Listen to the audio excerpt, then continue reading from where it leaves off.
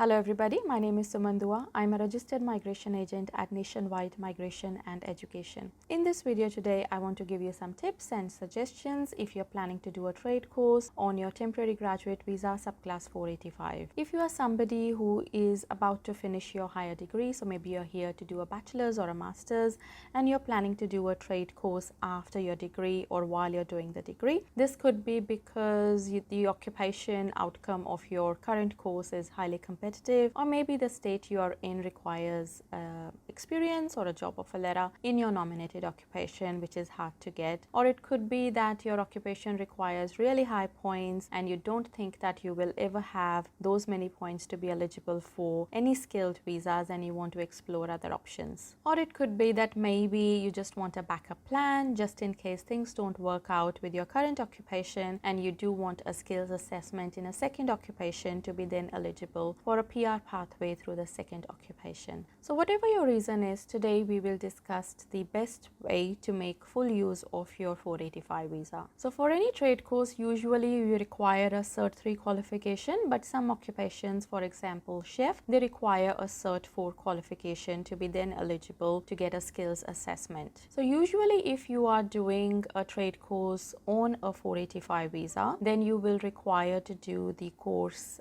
in 1 year. So that you can complete the course in 1 year, you have to make sure that the course is CRICOS registered for 52 weeks only, and then you're also able to do the job ready program while on the temporary graduate visa. Now let's look at some of the recommendations that I do want to give you in this video. So my first recommendation is that if you're still about to finish your higher degree, could be a master's or your bachelor's, the best way to do your job ready program and the course on time and then still have time to wait for the invite is that you start the certificate course in the last semester of your higher degree. You can actually do the Cert 3 or the Cert 4 course concurrently with your higher degree. However, you need to make sure that your timetables are not clashing, and you may need to inform your primary provider that you're doing a trade course as well. So as long as you can manage both courses in the last semester, what that will do is that you will be able to finish your trade course just when you're about to get your 485 or when you have just received the grant of your 485 visa. So at that time you will have about 2 years left on your 485 visa, and you can easily do your job ready program in 1 year, and then you will have almost 1 year left to organize the invite from a state.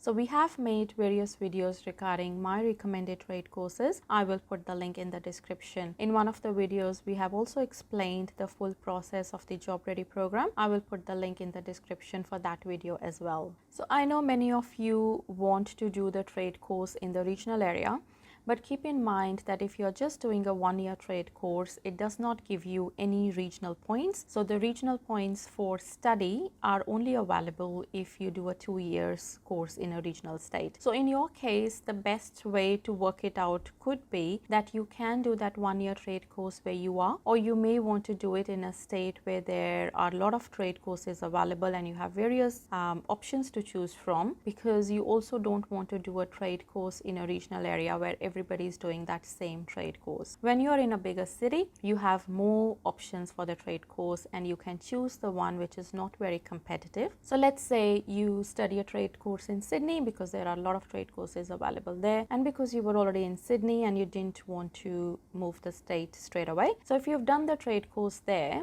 and the trade course is actually not available in one of the other regional states, so you may want to look at the occupation outcome of your trade course, in which regional state that is available and what their requirements are. So for your job ready program, you may want to move to a regional state where you can do the job ready program there and your occupation is already open there, and then you meet the requirements of your skills assessment by doing the job ready program, and you also meet the requirements of that state for the 190 and 491 visa. So this is because many states, they want you to be working there for anything from 3 months to 12 months in their state to be eligible for their state nomination. So if you've done a job ready program in that state, you will meet that requirement.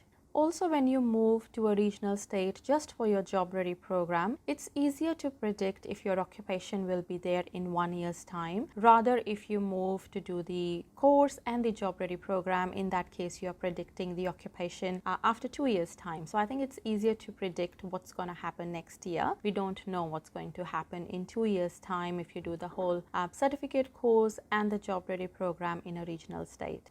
If you're somebody who is interested to do a trade course, please get in touch with us. I've also left a form in the description, so if you want to fill out that form, and one of my team members will get in touch with you to help you choose the right trade course.